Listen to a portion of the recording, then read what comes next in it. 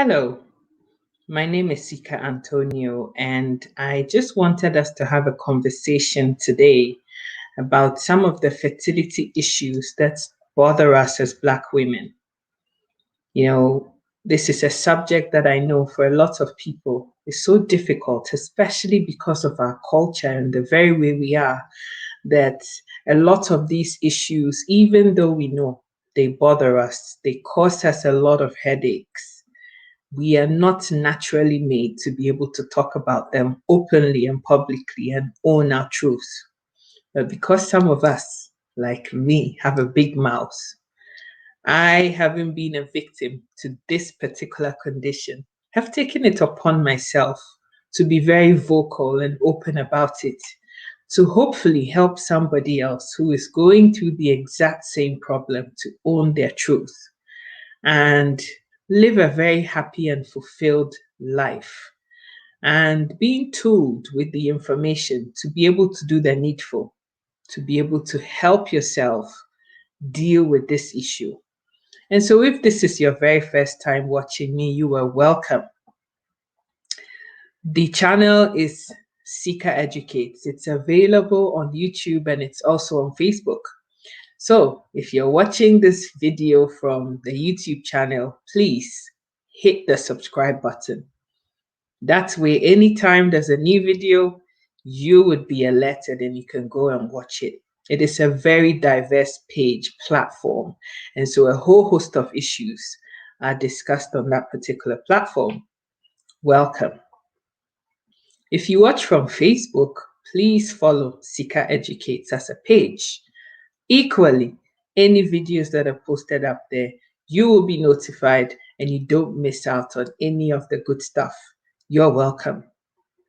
And so, women, today the focus is actually on something called Polycystic Ovarian Syndrome, or Pcos for short. P being poly, C being cystic, O being ovarian, and S being syndrome. And so the shortened form of polycystic ovarian syndrome is Pcos. And that is what a lot of people have come to know it as, or PCOS for short. However way you want to call it, let's just talk about it. What is PCOS? Polycystic ovarian syndrome is a fertility condition that affects women. Statistics currently are showing that out of every 10 women, probably 2, 3, and in my opinion, in African women, that percentage is a lot higher, probably 5 or 6 of us on that spectrum of polycystic ovarian syndrome. Because the symptoms are varied, no two people would have the exact same symptoms. And so it is on a whole spectrum.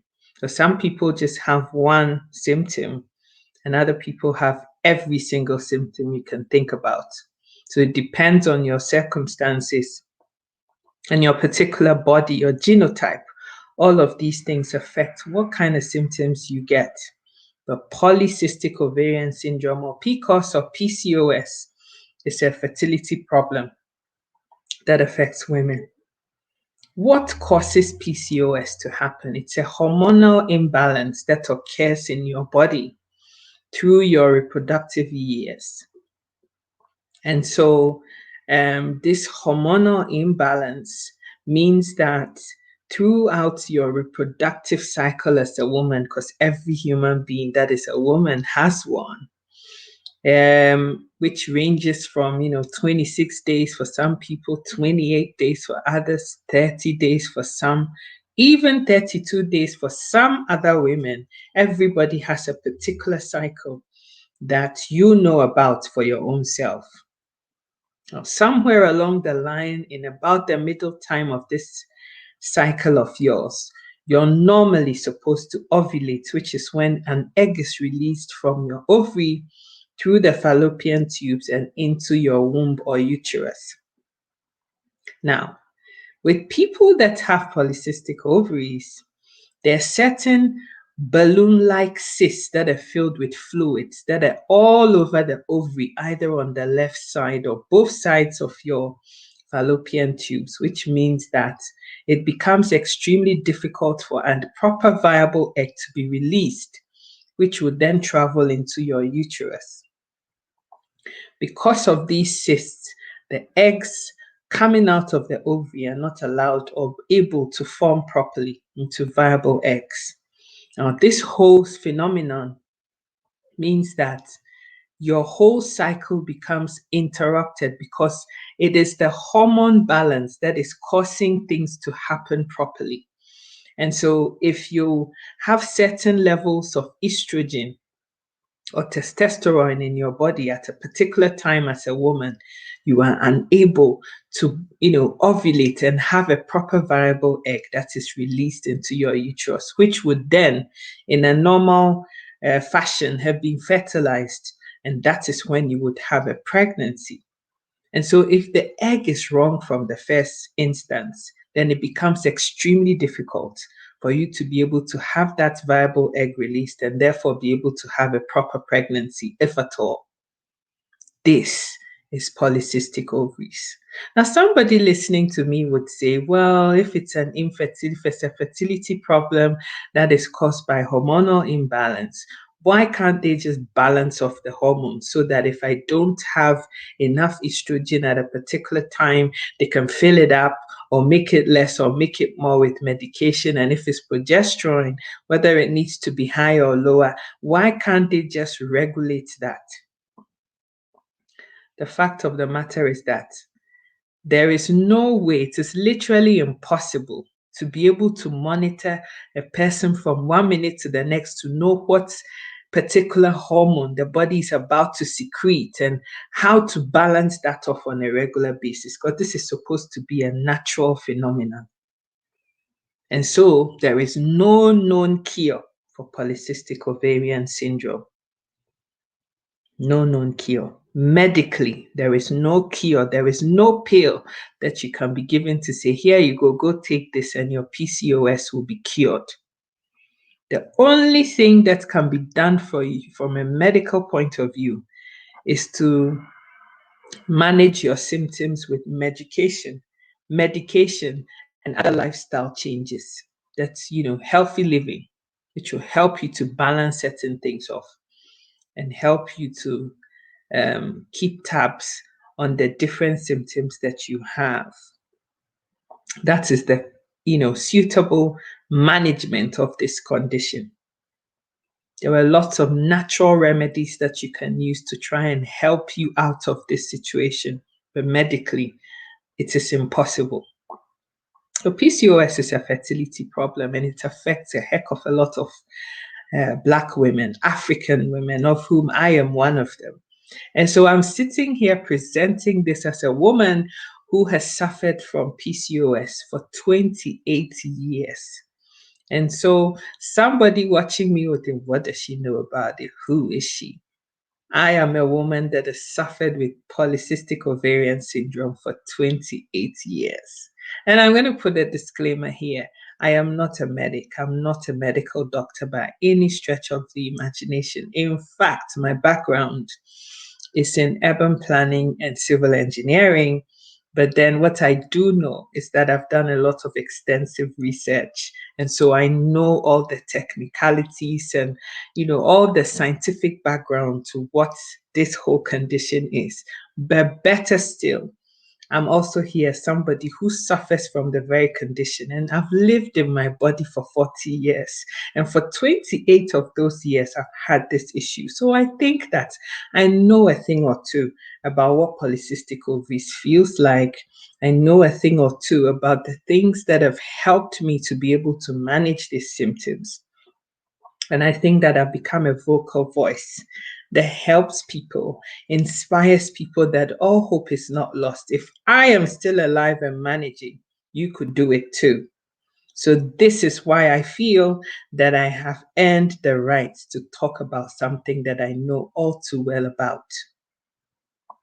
So what are some of the telltale signs? What are some of the symptoms of PCOS?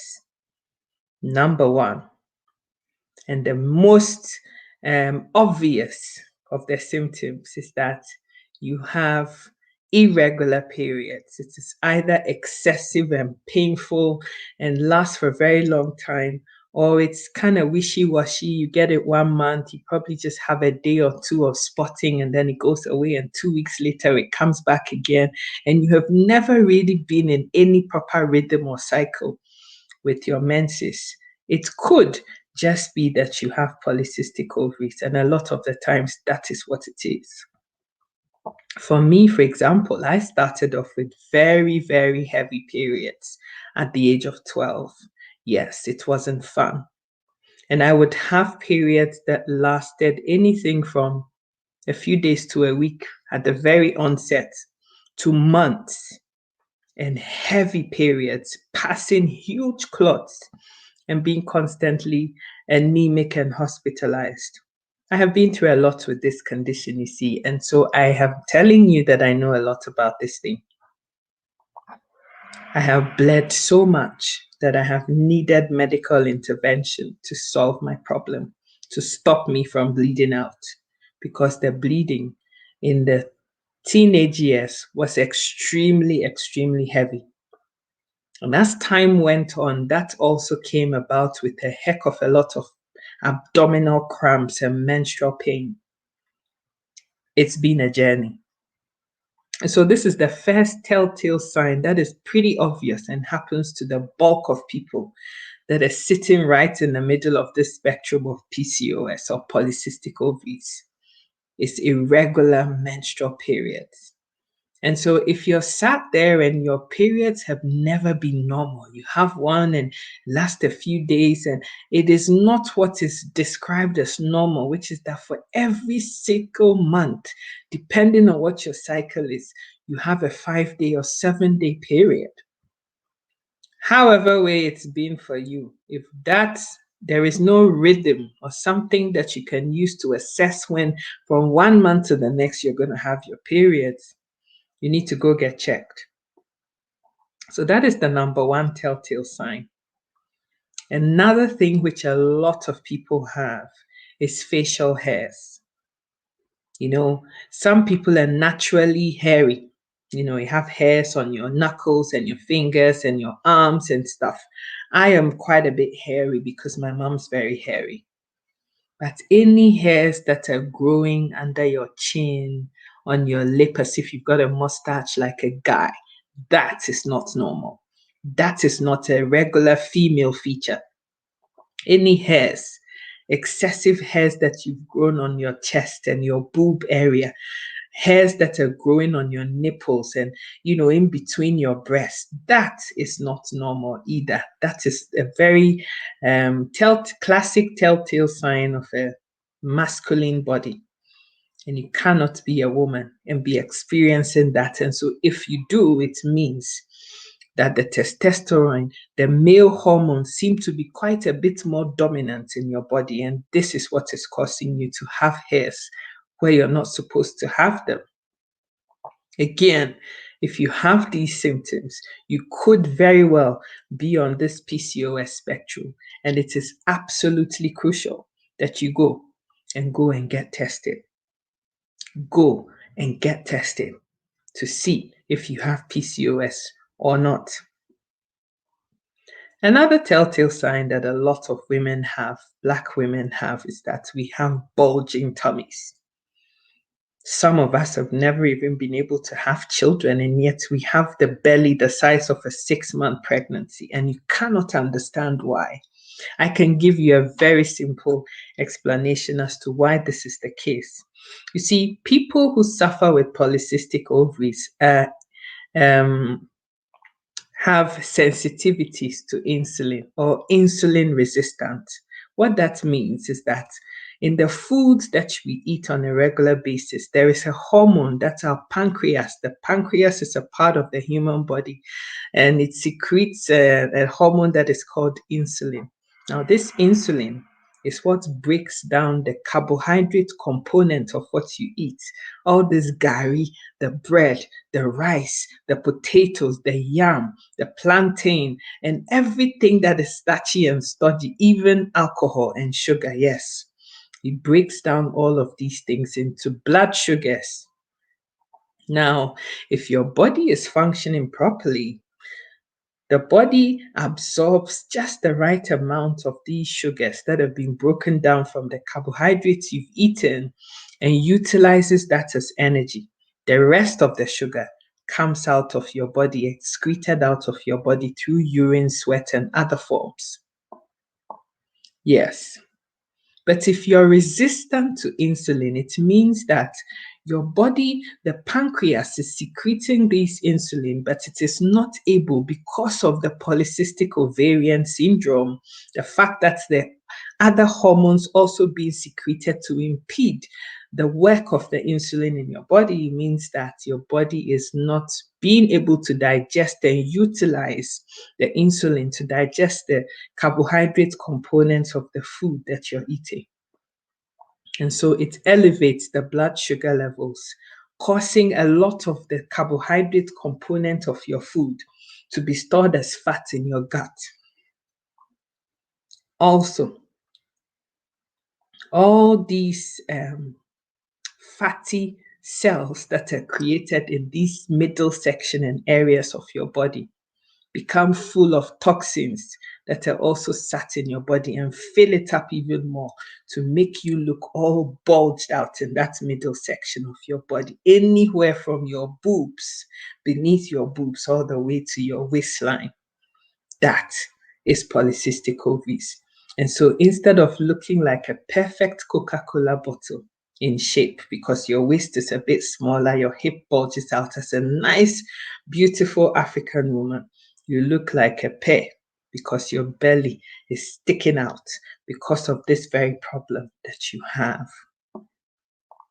And so if you have this issue and you're trying so hard, you're working on your belly, but it doesn't seem to be moving very much, sweetheart, you just might have polycystic ovaries too. And you might need to alter your diet and have a lower carbohydrate full diet and replace that with greens and more fruits and vegetables that are less high in or have a lower glycemic index so that there is less amounts of this carbohydrate that insulin is being required to break down.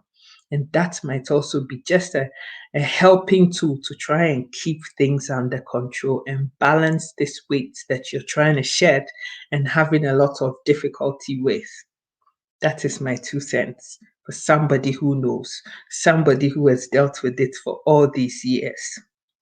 So that is another classic telltale sign of people that have polycystic ovaries. So it's the excessive bleeding, heavy bleeding, intermittent or excessively heavy with pain.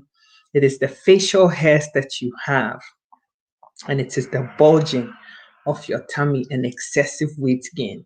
The weight gain is predominantly, as I said, in that middle section. Some people also have a heck of a lot of oil on their skin and acne as a result of that. Some people's faces are covered and actually, got blemishes and scars as a result of acne that you've picked that have become sore and infected. And so your whole skin on your face looks really unsightly. The same thing can also happen to your chest and your back if that is where the acne is predominantly located. And for me, this is the case. A lot of it is at my back, and I have some scars also in my front section. That is also another classic sign of polycystic ovaries. The last thing that I want to talk about is hair thinning, because a lot of us women like to have hair on our head. Every woman wants to have a full head of hair. But as time goes on, you find that the hairs on, your temples and the pressure points on your head, especially the front line, begins to thin.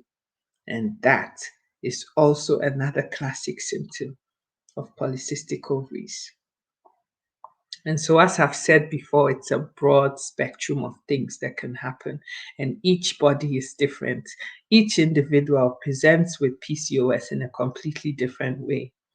Some people have all the symptoms. Some people just have one symptom or two symptoms.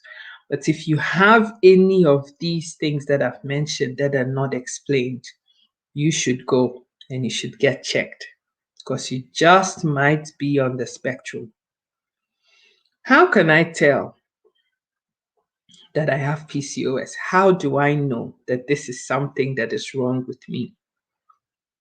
If you go and you speak to your gynecologist about your symptoms and say that polycystic ovaries is something you've heard about, have you got it? There's simple blood tests that can be done to prove or disprove whether you're a sufferer, you're a victim, you're a patient with PCOS or not. Simple tests like LH, FSH, prolactin. These are common tests that they would run, and also your insulin levels to see where you're at. And these are part of the simple blood tests that a gynecologist would run to find out whether you have PCOS or not. And once the results come back, in conjunction with a general common ultrasound scan of your womb, your uterus, your ovaries, and the fallopian tubes, your doctor can conclude either for or against the fact that you have PCOS, because the ovaries and the way that it looks and everything there would prove or otherwise that you have PCOS. And so, as somebody who has suffered this for 28 years, if there's a piece of advice that I could give to any woman that is listening to me tonight, that would be that if you have any of these symptoms and you haven't been diagnosed or nobody has been able to tell you what it is that is wrong with you, you should go and see your gynecologist and ask that you want to be tested for polycystic ovaries. It's a very simple thing and it can be done. And you can know where you stand. Knowing where you stand at an earlier time or an earlier stage of your menstrual life or your fertility life, the cycle of your fertility, that time frame is absolutely crucial. If you're one person that wants to have children one day, the earlier you know what you have, the quicker it is for you to be able to make informed decisions about how you're going to organize yourself in your life. It just might save your life. It just might give you the desired results that you want. Having an informed or having information at the correct time will help you to make informed decisions about your life. And so I'll use myself as an example. I didn't know that I had polycystic ovaries until I was into my 20s. And even then, I didn't fully understand what the extent of having PCOS meant to my fertility and what time frame and what window I had to be able to make decisions about whether I wanted to be a childbearing mother or not and wanted to actually have a kid that was biologically mine. And so because of that, because I didn't have adequate information at the right time, that is the point that I'm trying to get across here. I don't have children. And as I see it now, based on the medical things that have been seen so far, Sika, me, it doesn't look like I would be able to have children naturally of my own, biologically, by myself, naturally or easily, because my ovarian count, the viability of the ovaries that are coming out of me right now are less than 5%. That means that the ovaries don't stand a fighting chance of surviving the whole journey from the ovary inside to the uterus, even fertility and through the pregnancy. And so polycystic ovaries is a leading cause of miscarriages for a lot of women. Don't be the sacrificial lamb to be slain. If you're sitting here listening to me and you know that you want to be a mom one day, don't be a statistic like me. Because if I had the information at the right time, things would have been different. But today, I'm childless.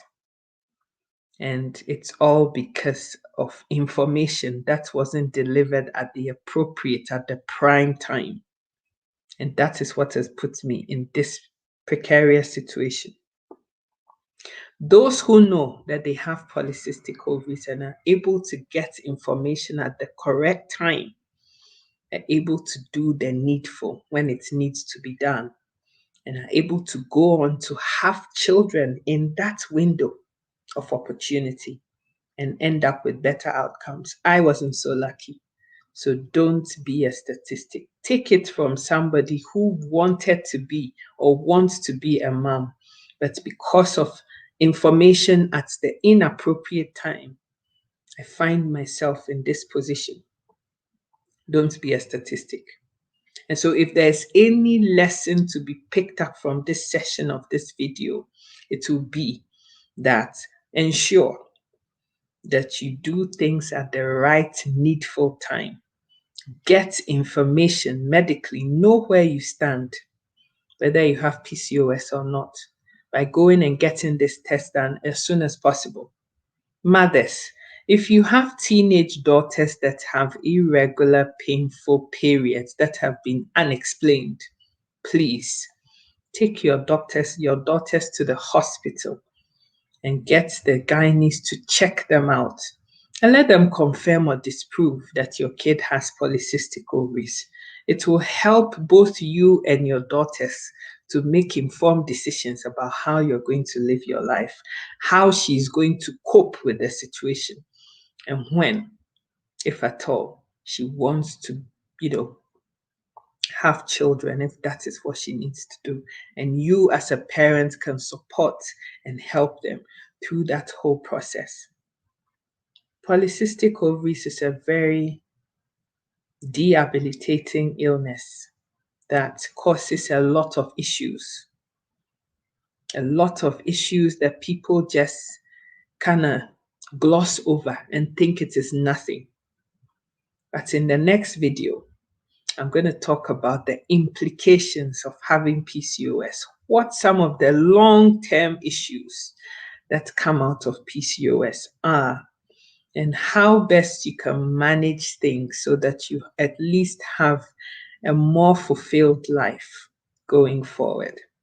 I hope that this video has been informative. I hope that this video touches a nerve. I hope that this video is a video that you can share with your fellow sisters that are African, that are Black, just like me, and you watching me, and be able to get information at the right time to be able to make informed decisions about your life, and also be able to have the information to live a more fulfilled life.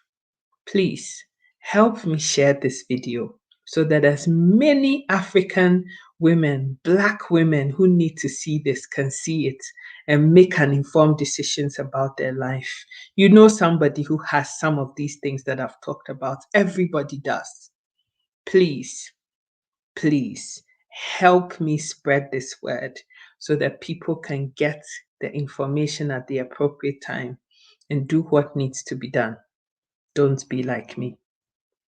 Number 2, please, if you found value from this platform, please subscribe on YouTube to my channel, Sika Educates, SIKA Educates, EDUCATES, Sika Educates. And it's the same on Facebook. Please follow my page and you get an update of every single video or all the content that is put out on there. I want to thank you so much for your time, and watch out for the next video, which should come out shortly, continuing this discussion about polycystic ovaries. God bless you. Bye-bye. See you there.